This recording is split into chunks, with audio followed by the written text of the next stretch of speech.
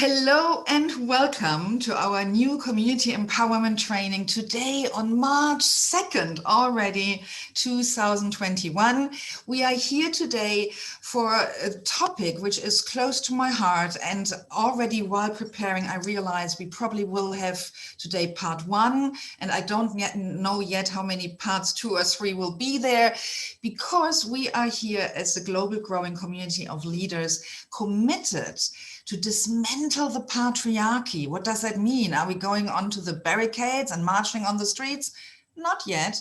We are working on ourselves, on our own mindsets and heart sets and all the things we have learned growing up in a patriarchy, which might not always serve us. So we are dismantling our own blind spots and the self-sabotaging habits we might have developed, and we are learning to discern and to judge and to evaluate, and then to let go of that which is not serving us, so that we can step as leaders into our full potential, evolve consciously and deliberately ourselves, so that we as a community, which is our vision, can work together around the world, wherever we are living and working, to create a post-patriarchal society that works for everyone. And for those of you who are new here live or watching the replay on video, I'm so grateful. You matter. You matter that you show up here live or that you watch the replay. It matters. It makes a difference, because I can't do my life's work alone. I need you all. We all need each other, because there's magic in numbers. And this is another topic for a different time. I always have to be careful not to start new topics. But we will discuss in another call the magic of the 100th monkey and the cataclysmic change effect of a certain number of people. Today it's about how to stop the judge mania. And as always, when I use these kind of words like mania, my titles come intuitively to me, triggered by questions from you, my beloved community members. And I looked it up this morning because I wanted to make sure that my German brain understands the English word mania in the correct way. And the first online definition fits so perfectly. So I read it to you. Mania, noun, mental illness marked by periods of great excitement or euphoria, delusions, and overactivity. And then comes a quote: many people suffering from mania do not think anything is wrong. I mean, seriously, I nearly peed my pants when I read this morning, because I had quite a tough, challenging weekend. I felt fragile. It was full moon. I didn't sleep well. I'm a woman of a certain age going through some hormonal changes. So I was super like tired. And I made the mistake to go onto Facebook, which I have a very ambivalent relationship with Facebook. I love it and I hate it. And there were just some people sharing their judgmenia about things where I couldn't stay quiet, which I should have in that moment of fragility. So I voiced my opinion and I got attacked. I got trolled, and So I had a really great weekend preparing me for our today's training. And the word mania is just fitting, because our beloved brain. So if you haven't touched your brain recently, please put a gentle hand on your head and just be aware that you have an amazing organ in your skull. Most people sadly don't bring enough attention and love to it. Just by a show of hands, for those of you with, oh my gosh, John, did you get this new? I love it. So by a show of hands, who of you washes their hair more than once a week? If you are living in the United States, you probably raise your hands, because Americans nearly wash it daily, right? But how often do you brush your teeth? Probably, hopefully 2-3 times a day, right? And how often do you wash your brain? Brainwashing, right? So to say it lovingly, and how I hope replay watchers don't misunderstand me when I say this, we do here together productive brainwashing. We wash our brain from anything which might not serve our goals, or is not in alignment with our values. So the judge mania, what I talk or mean by that is such a big topic, and we can address it from different angles. So today, in part one, I want to focus on giving you 3 distinctions today to understand the whole judging process more. And you will get, and this is the first time, and obviously you are free not to take it on, I will give you a research homework for next week when we will have part 2. We had last week as a community connected the topic, the judgmentality of our brain, combined with the topic of self-talk. We had a member here asking about how we can be more kind to ourselves and stop the judgmental inner dialogues. So I will go into that specific implementation of the bigger topic next week, because I realized, because of this difficult weekend I had and my own judge mania being triggered, I need to create first a foundation which is more general about judging and the brain before I go into the specific application regarding self-dialogue. I hope this is okay for all of you. So the 3 distinctions I first want to make is, most people are not aware, that's a bit of a pre-story for the first distinction, that our beloved brain, through evolution, or depending what your belief system is, by nature, God, evolution, whatever you believe in, is probably the most marvelous designed judgment machine. Which means in every micro moment of your life, your brain, through the senses, through the body, is constantly scanning your environment, the situation right now, and is constantly filtering all the information, and it's constantly making certain judgments. You might already judge, oh my gosh, we are 15 minutes into the hour and she still has not given me any golden nuggets I can implement. When does she start? Oh my gosh, what is she wearing today? Does she have new glasses? I can't see. Where's her art? She has no art today. And who is that woman? I've never seen her. And how is she sitting and what? She is collecting teacups. Doesn't she have anything better to do? And what is this weird guy with a knight armor behind him? Does he think he is a knight? Who does he think he is? Yeah. So our brain is wired for that. And without going too much into the history of the brain, I will just remind you on that again and again. The model of the brain we have here is from cavemen and cave girls' time. Yeah, it's 25,000 years old. So the judgment mentality, the judge mania of our brain is very, very, very, very, very, very, very, did I say very? Old. And the whole purpose of it is what? And this is most of the time the case when it comes to the brain's design. It's to keep you safe, to keep you safe, to keep you alive, to keep you protected from the saber-toothed tiger and the poisonous snake or something else. So the issue is we are not living any longer 25,000 years ago. We are living now, like I did last weekend, in the times of social media and interconnectivity, and we live in a very different time. So the question is, how much is the kind of design of our brain regarding judgment still functioning properly for our current environment of technology and society? And you know already my answer. My answer is always the same.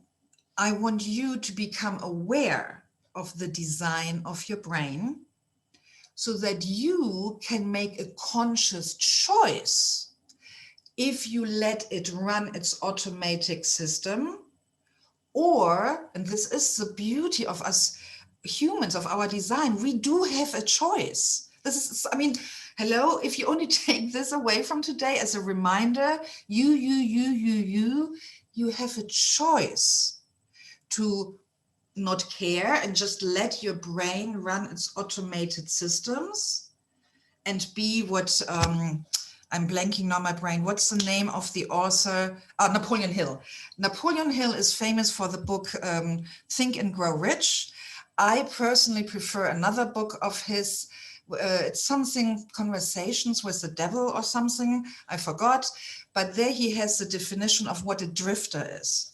A drifter is a person who drifts through life, who is not aware, who is not present, who doesn't use his or her power of choice.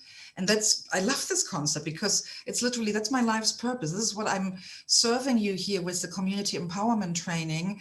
I wish for you not to be a drifter. I wish for you to be a leader who uses the power of choice. And you can't be an empowered leader if you don't understand the automated design and systems and wiring of your brain. Because if you don't know that, then you don't know what you can stop or sometimes have to stop in order to be in alignment with your heart's and soul's values, goals, and dreams. So today I give you the first 3 super powerful first keys to discover, and this will be then the homework in the next 7 days, to discover how your automated mania, addicted to judgment brain works. So by understanding your own brain through the 3 keys I give you today and the homework, you will be empowered to stop it when you choose so. It's all about choice. There's nothing wrong that our brain is so brilliant and can, I forgot the number, but the amount of data our subconscious mind can process is still not matched by any computer in the whole wide world. So this is amazing. So I want you to hopefully through all this series with me fall in love with your amazing, beautiful brain and become a leader in that respect, that you learn to use the automated design systems and structures of your brain in alignment with your values, your integrity, your goals and dreams. Any comments or questions about that for a start? I saw some of you putting your hands down and already writing. Anyone would like to share an insight? I just want to make sure we are connected and I'm speaking into your listening. Would any one of you please share one insight or one nugget you took already from the first few minutes? Anyone? Gabrielle, you look like getting ready. Please unmute yourself now. But you're smiling, so you're good, okay? Awesome. So no comments, no questions, no insight to share.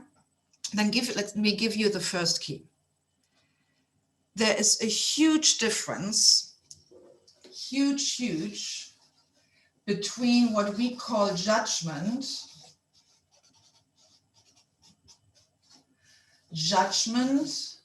versus, and I don't just have not enough space to write it in one line. So this doesn't mean there is a hierarchy. It's just a matter of practicality of paper. Judgment and discernment. And I hope not, is discernment spelled with I or with E after the D? I'm not quite sure. I apologize, my English is not perfect. Judgment and discernment. And I looked up the definitions, and this is part of my job.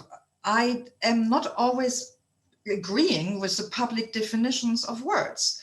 But hello, when we dismantle the patriarchy, we have to be also discerning, using discernment in our choice of words and how we define words. And that is just very important for you to understand and remember. Words are not written into stone. Words are living things which we as a community, we as members of a certain language community, we define the definition, the meaning of words, and those change over time. I forgot to grab my gorgeous big book. I will have it next time here on my desk. I have given myself, when I moved to the United States years ago, the gift. I know you can find everything online, but I still love printed books. So I have this monster fat, super big dictionary in etymology of the English words, because it's so fascinating for me to see the history, how a word develops and changes its meaning.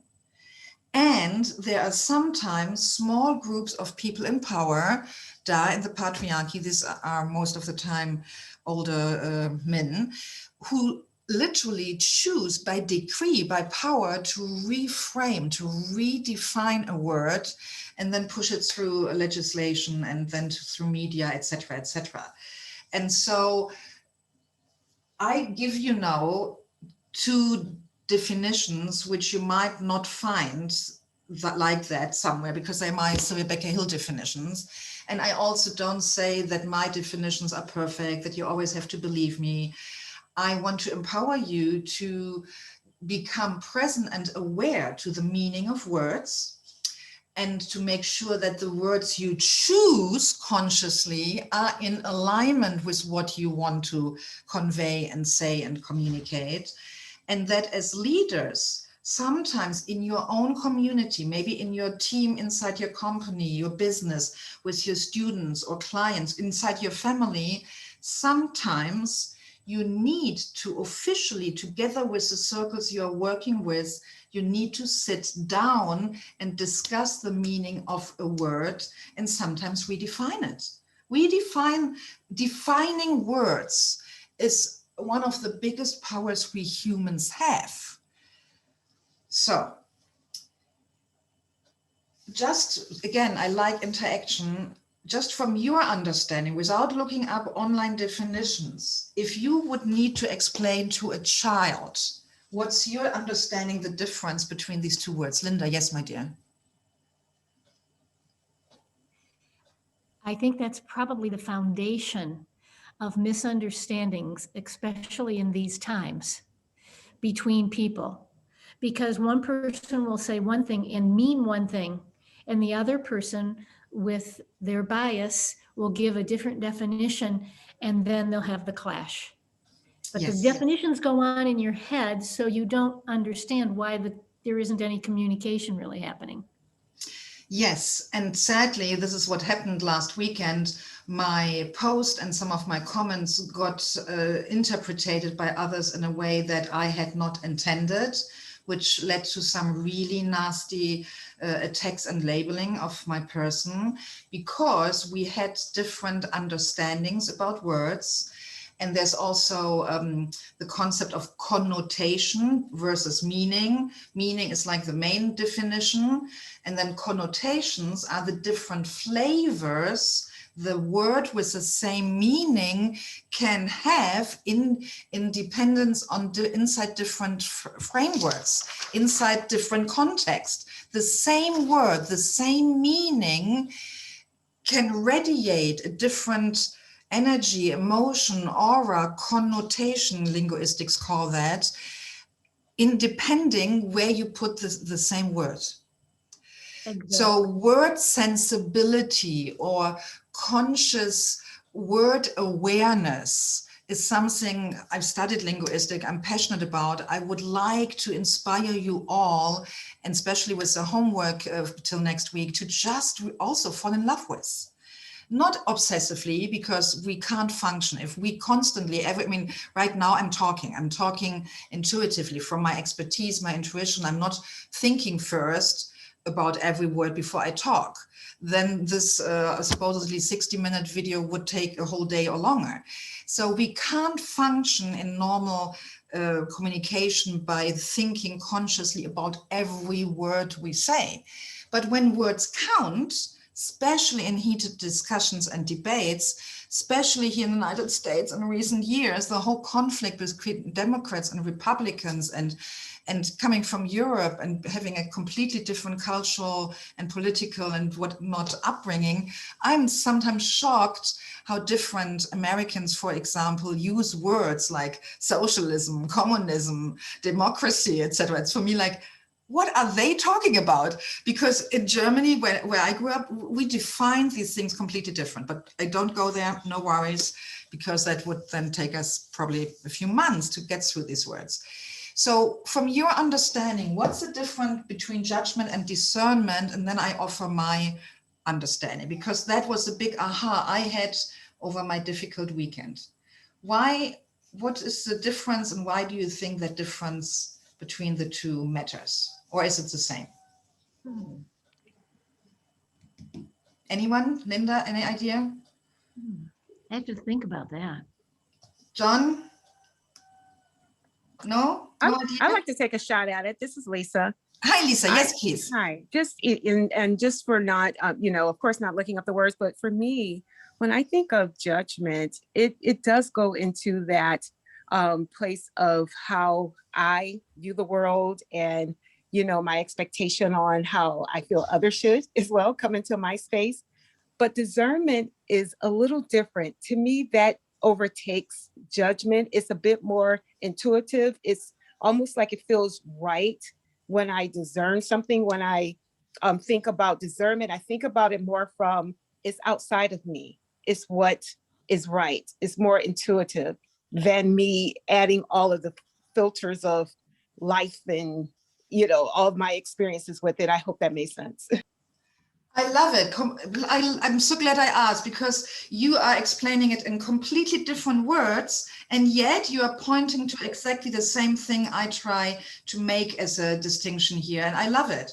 So I wrote down here, so judgment is more my worldview, and you said so beautifully, with all our perception filters, our biases, and all what we bring to the table.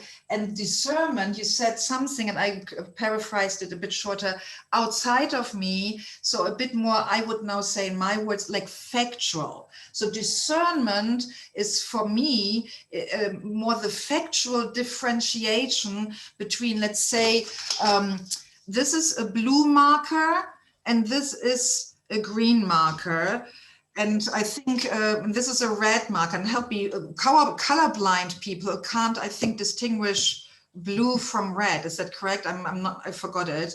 But so when I discern these three, green, blue, and red, I'm discerning. This is a world outside of myself.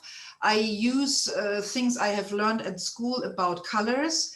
If I would now say, I love red, all my paintings have red in it, and green, oh, it's this ecological, sustainable, ugly bogger color. I never use green. And blue, too dangerous right now. It's too political. I will not use blue. Green I hate, and red is my favorite color. If I would present the three colors like that, then it would be the judgment. So the judgment, I love what Lisa said, it's my worldview. For me, red is my favorite color and I don't like green. That's my judgment.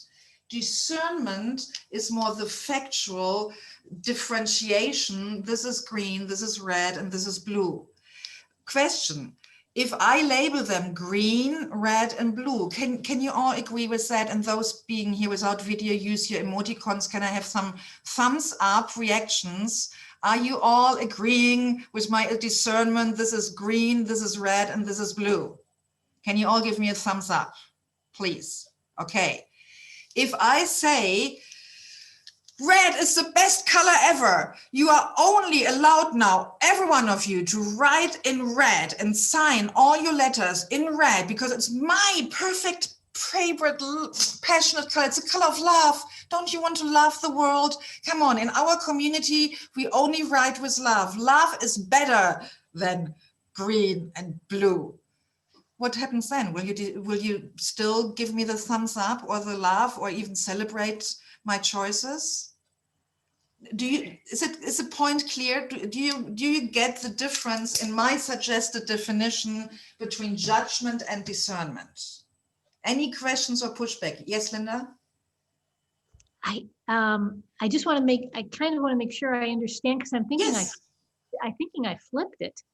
I was thinking judgment was the brain working on automatic, and discernment was taking a little bit of time and thinking about it, and then maybe understanding a little bit more, and like you say, going to that next step instead of just letting the brain be on automatic. Did I misunderstand? No, Seemed you like didn't that you're- misunderstand. We are just clarifying what we all understand. I would never say that you misunderstand, because I looked up the definition of discernment and I was shocked, and I will not quote it because it's so not what I agree with, that online definitions was way too similar to judgment. There was not much of a differentiation between the two. And I'm not sure if these are even the best two words. What I want to point you towards to is, and the words are not the most important thing, but the ability that you can distinguish when you talk what you are using. The brain on autopilot is super judgmental in that regard. Subconsciously, the brain does not only differentiate blue from red, the brain subconsciously is super emotional. The brain rattles through all your memories. When have you encountered red? When blue? What it has meant to you? And red, oh my gosh, you lost several times a job. And in Germany, they were sent out on red letters for a while. Yeah, or I was a public servant in Germany in my early 20s. There was a big manual, a handbook describing the different pen colors executives at the German Telekom at the time, owned by the German government, needed to use for different tasks. So like black was for the middle managers, everyone used black, but red was only used by the controllers, for example, and green was only used, I think, for like board level. So the color of the pen spoke about the status level of executives inside the public servant hierarchy. So, and you don't dare to use a color of a higher level executive you were not supposed to. So my point is, when you remember things like this, you have a different emotional cloud, a different connotation around the simple word red. And in some culture, there's a saying, I see red, and that means someone is outraged. Other cultures don't have the same metaphor. So the brain, because it works mainly subconsciously, the brain always judges very quickly, and the brain, without you consciously thinking about it, is never neutral. And that's a big golden nugget here for you to please consider. And Heuberg, I'm so happy to see your name. What an honor for you to join us here. This is so wonderful. And Susanne Kreiter, a friend of mine from Michigan. I'm so happy seeing your names popping up here. So one nugget is, please, to understand the way our brain uses words subconsciously, automatically, is never, ever neutral, because the brain runs it through your cultural upbringing, memories, stories, and related information. So the color blue, the color red, for all of us means in our subconscious mind something different, depending on what we experienced with the color. So to go back to your question, Linda, I can't say if what you distinguished is correct or not. I can only say kudos to you for making that clear differentiation. And what I want you to all understand, for the judgment mania to stop, you need to be able to observe within yourself. And I don't care how you call these two different kinds of words. There are words, like Lisa said, which are more coming from outside of me, without my personal biases, emotions, and added layers.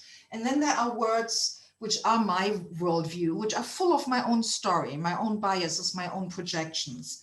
I choose to differentiate the two in alignment with Lisa. And I don't say this is written into stone, because what we are discussing here, I looked it up, I researched it, it's not in the public domain. We are here together to dismantle the patriarchy and become aware, how have we been taught, and how can we increase our power of choice by differentiating and taking the things apart like researchers. So for me, it's important that you understand there are these two different ways. where we had like the agreeable objective reality where everyone gave me a thumbs up. This is a green marker, this is blue, and this is red.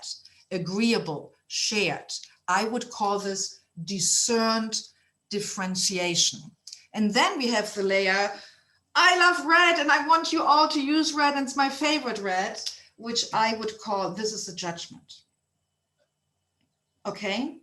Just for understanding here in this community, not saying that this is written into stone or that you could not choose a different differentiation, but for us here as a community to not get into misunderstandings, I would like to make sure you understood what I tried here to differentiate. And you, John, I see there's lots of things going on in the chat box. John, I see you typing a lot. I love it, love it, love it, love it. Yes, and Marie Elena in Rome underlined, leaders use the power of choice. Exactly, that's differentiate you from a drifter, exactly. Homework for this week already, John, you're on it. Pay attention to your choices, exactly. I didn't even plan that, but you're right. Okay, is there any question or comment or aha? I love hearing your personal ahas. And why is it important that you share them? Not to stroke my ego that I'm a good teacher and you had an aha.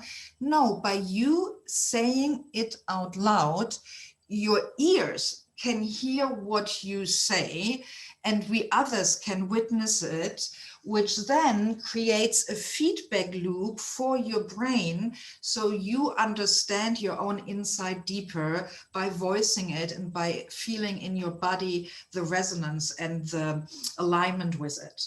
It's a bit like, and I think someone famous said it, I forgot who, I think it was a German poet, but I forgot who, maybe Kleist, who said, I don't know what I'm thinking before I have heard myself talking. I say it again. I don't know what I'm thinking before I have heard myself talking. Maybe from the German poet Kleist, K-L-E-I-S-T, but I'm not sure. Maybe I made it up and it's from me. I am not sure. Okay, can happen you too. Yeah, no apologies about that. So let's get then into the second big distinction. And this one could be so mundane and simple that you think I'm crazy that I give you this, but let me give it to you first, and then we see why that distinction is important. We have, and let me see if I can symbolically make it clear. How do they look nowadays? I'm not 100% sure. So I'm drawing here now some kind of, this shall symbolize a tower, and the tower, and I'm not sure if they look this way nowadays, is like a sender. The tower, there's always in communication a person who is sending, who is speaking, who is sending the message. We all right now, especially me in the moment talking so much, I'm a sender of words, of meaning. And this is the danger with social media when we communicate with each other in short sound bites. Twitter, hello. Yeah, leading a whole country through Twitter, and how many letters and syllables? 141, I think it's more now. I'm not on Twitter active. Facebook, last weekend, I got attacked because my short comments written lack my body language, lack my voice, my tonality. When I say to you, and no idea why my brain comes up with these words, please forgive me and don't take it personal, when I say, I hate you, or I say, I hate you. Same words, right? Same words, but a completely different context and connotation. All that, the body language, the tonality, the multitude of layers of what a sender sends into the world are taken away in social media. And that creates, sadly, often misunderstandings and problems. So this is only the one side. Today I give you 3 distinctions, 3 times something where I want you to become aware that these are 2 different things. We had here judgment and discernment. Now we have sender. And what do you think is important to see on the other side? What is there as well? That shall symbolize an ear. We have a receiver, symbolized by the ear. We have a receiver. We, in communication,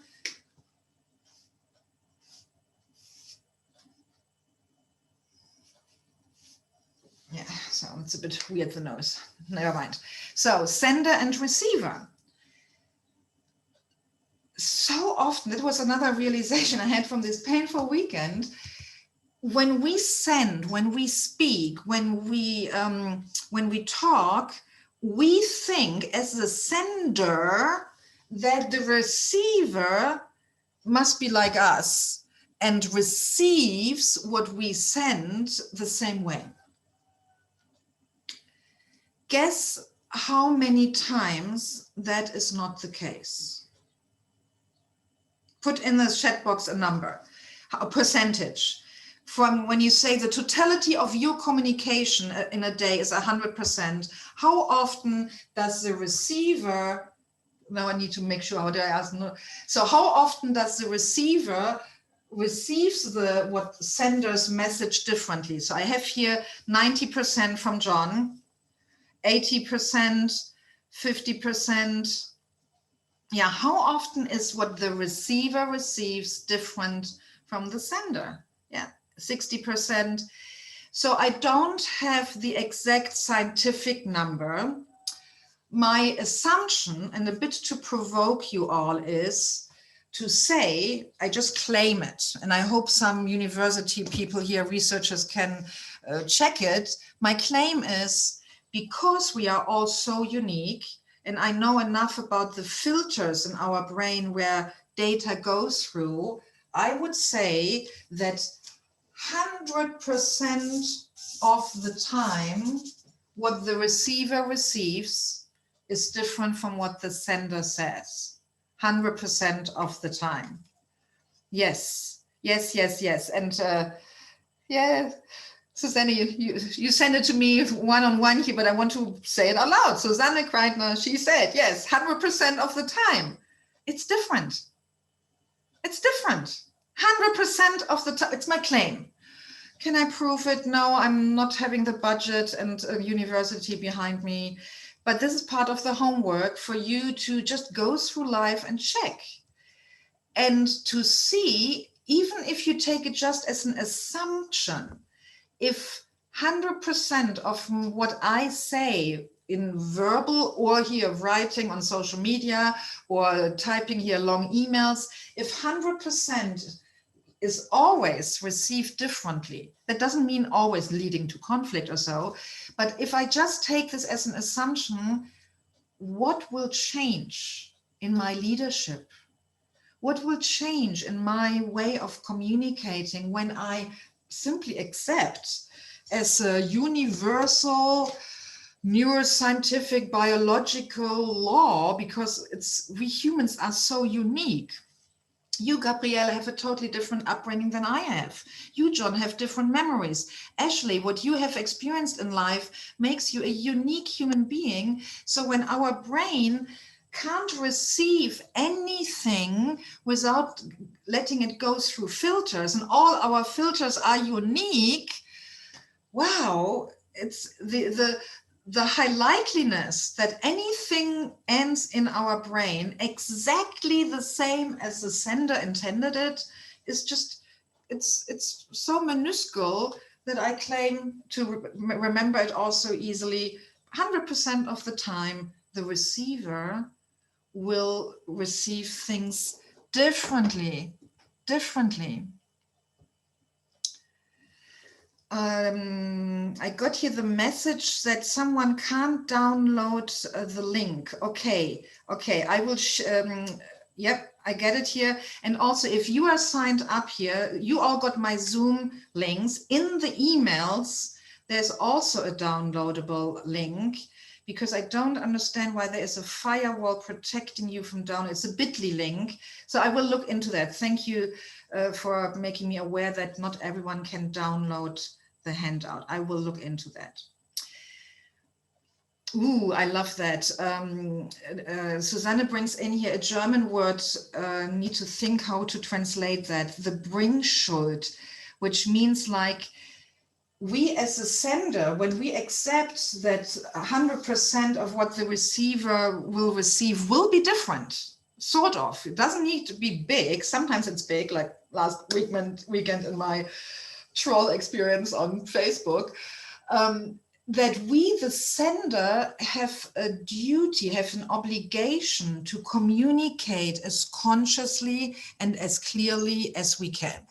This is, for example, what I feel right now. You have no idea. When we are done here, I always need a break. I'm exhausted after our live trainings, sometimes shockingly, because I put so much energy and focus and being as present as I can be with all the multitasking here with different faces and chat box, to be as precise and clear in my communication as I can be, while my ego has to accept that still the majority of you will not understand what I try to say, because this is just human nature. Yeah, that you all hear it slightly different.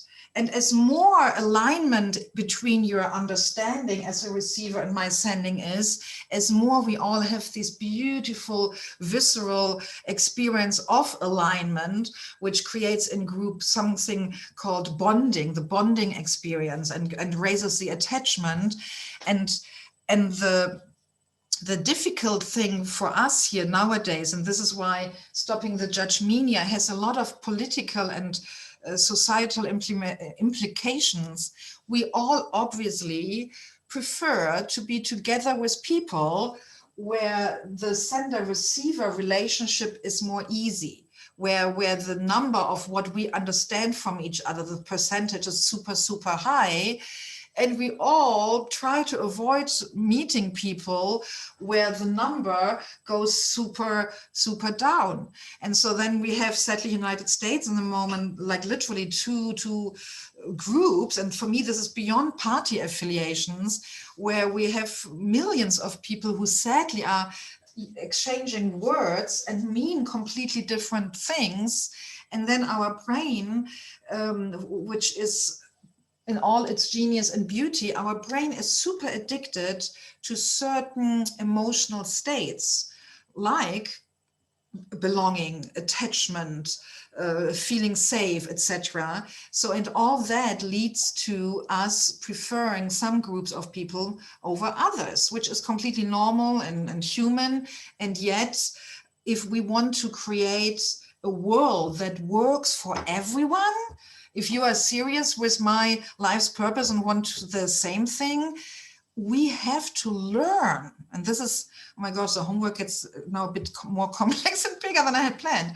This is a long-term, not homework specifically for this topic, but long-term. As a leader, as a side note, what I'm training myself, and I train all my client students as leaders who are committed to be as conscious as we can be and evolve ourselves, we need to learn to override our brain's addiction to feel comfortable. I say this again. To be an evolved leader, you need to train yourself, that means your brain, to break your addiction from feeling comfortable. Because change is uncomfortable. Doing things which are the right thing to do often feel horribly uncomfortable. I have that debate every day with my 2 teenage boys when it's about emptying the dishwasher, filling it, and cleaning their stuff away after themselves. They don't want to do it. It doesn't feel comfortable. And I don't feel comfortable always running after them and talking about it every day. It's really boring. I'm a creative, artsy genius. I don't like to repeat myself every day. But being a leader, as a mother in this family, I have to. I have to. It's the job of a mother to tell children the same thing again and again and again and again till they get it, or they teach the mother a better way of communicating to them so they get it, whatever it is. My point is, whatever role in life, if you want to be a leader, you have to do things which feel uncomfortable. And that's okay. I mean, we all would not exist if women collectively would decide, oh, I never want to feel uncomfortable. I tell you, giving birth is the most uncomfortable thing I've ever experienced in my life. We would not exist. No woman would give birth to another human being if she would refuse to feel uncomfortable. And you have no idea how shocked and this is now a bit cultural, because I'm German.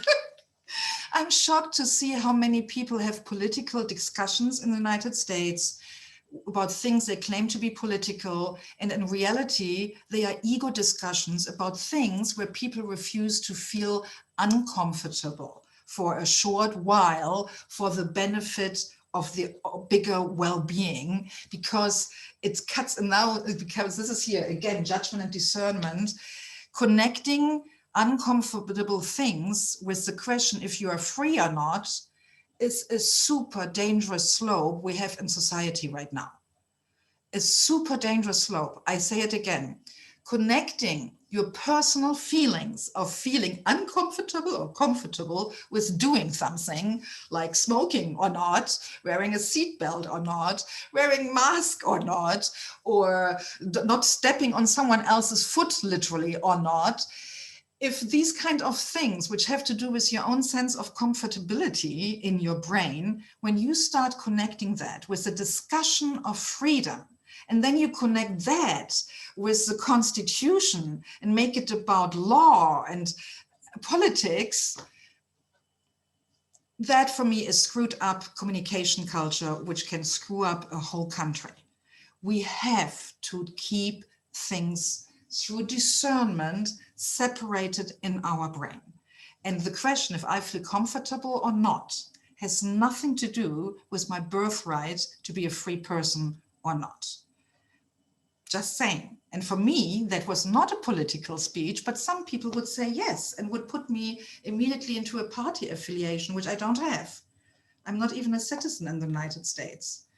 Yeah, so I'm not a party member, but I'm a philosopher and I'm a linguist. And some people on the weekend try to literally shut me off. What's the right word? Like try to silence me because they found me too judgmental. And this brings me back to our discussion here. I was consciously judgmental. So I want to be very clear. When I give you the discernment, the distinction between discernment and judgment, I don't say don't be judgmental. I want you as a leader to be aware and choose to be judgmental and not just on autopilot, automatically, subconsciously like a drifter. There's nothing wrong with being judgmental. Because when your experience, and I make it now very simple as a mother, I know from my life experience that hot boiling water can hurt, can burn my child. I make a judgment call to yell consciously at my child being too close to a big pot of boiling water where I forgot to put the lid on. That's a judgment.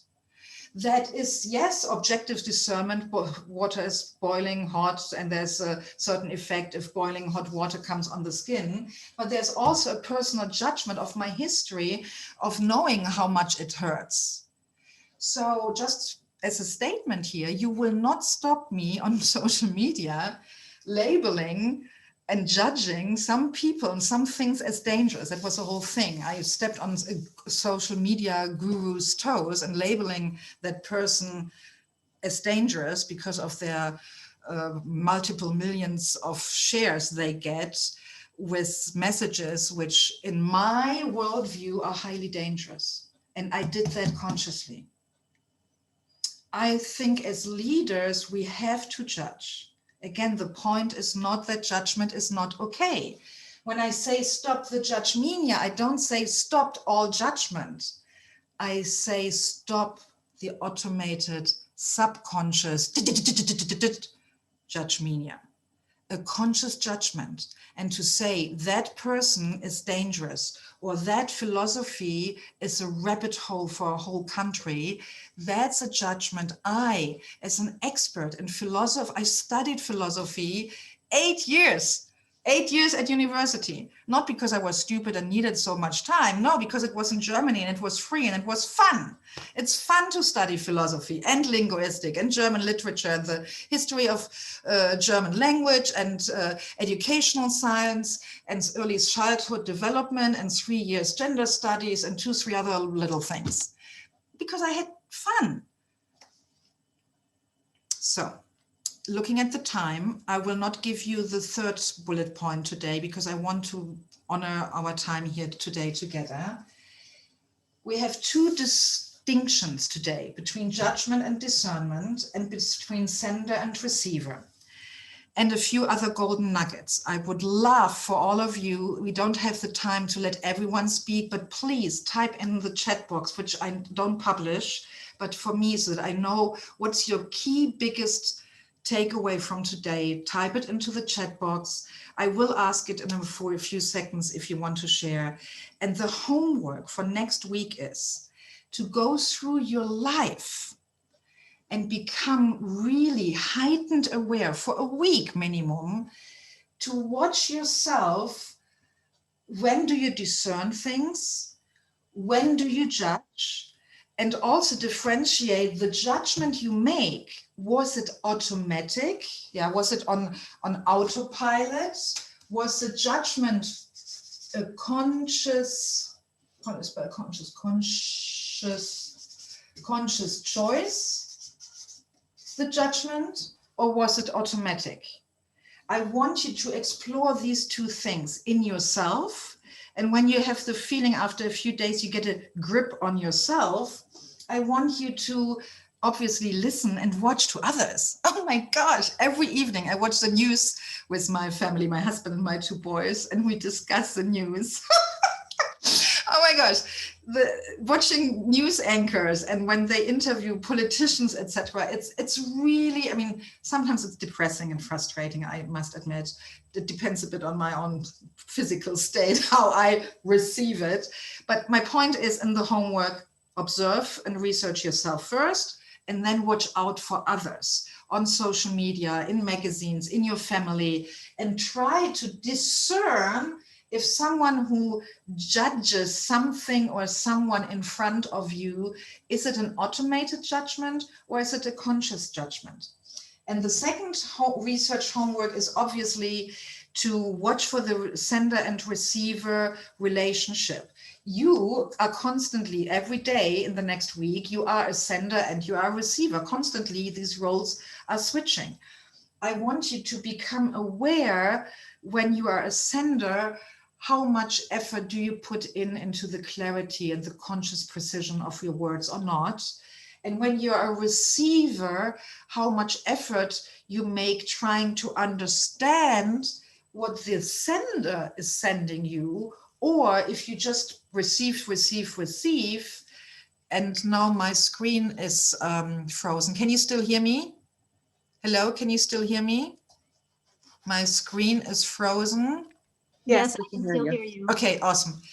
And so when you are the receiver, to distinguish in your research, how much are you an automated receiver who just receives, which means you receive from your own filters and your own predisposition and your own experiences, or how much are you a receiver who consciously makes the effort to understand what the sender is sending. And you, depending on your culture, you might know the term, you have to have been in the shoes of the other person to fully understand them. This is a beautiful image or metaphor for a capability of our brain. Our brain has different neural cells. Thumbs up or something. Okay, awesome. So I know I need to stop. Technology is telling me, Sylvia, shut up. So before I say my final words, any one of you would like to share one of their major takeaways, anything or questions for the homework? Are we clear about the homework research? Linda, my dear. Yeah, my nugget was, I guess, part of our homework. As I was typing it, you were saying, but my nugget is to check with people that I communicate with to make sure they're understanding what I meant to say. And I've kind of realized that through my life, that I go, oh, well, I didn't mean that. But to learn today that the nugget is be more conscious. Awesome, awesome, awesome, awesome. And tip for everyone, if you want to follow Linda's example or tip to check in with others, my mistake in the past was often to just ask, did you understand? I still sometimes do that, especially with my boys. But the answer, yes or no, from the other person is not really, or especially the yes, is not giving you proof. You need to ask them in such a way, for example, please tell me in your words what you understood me telling you. I say that again. Please tell me in your words what you understood me telling you. Just asking, did you understand? And they say yes. They no proof for anything. So this is why I will not ask you, did you all understand me today? Rather ask for insights and in your own words. And Linda, I feel understood by you. And you said something very different from what I said. But this is successful communication where we share from our own worlds. And there we sense the alignment, which uses our body, which is a different topic. Yeah, I'm shorter than last week and I still have to work on this. It's just my passion and my enthusiasm here with all of you. I'm so grateful for you joining us here live. Lisa, thank you for your interaction at the start and your brilliant version of the distinction, judgment and discernment. The recording will be up in the next 2-3 days. You are on my list. You get informed. Please share with others the invitation, juicylifeleader.com/free training to get access here to our live sessions, and obviously share the YouTube channel so that our efforts to dismantle the patriarchy, to dismantle blind spots and self-sabotaging habits we have by nature or society, so that we can evolve into being not drifters, rather conscious, evolved leaders. Let's share the efforts because I believe the world needs that. Sounds probably egocentric when I say that. And that's my personal conscious judgment. With that being said, enjoy your research and come back with your insights next week. Same time, and there might be a change coming, but you will be informed through my emails. And as always, I'm available for comments, for later ahas. Please reach out to me in the comment section on YouTube. Also below the videos, this helps with the algorithms so that our videos get seen by more people, and obviously via email as well. So thank you. Have an amazing research week and lots of fun with conscious judgment, and I hope very little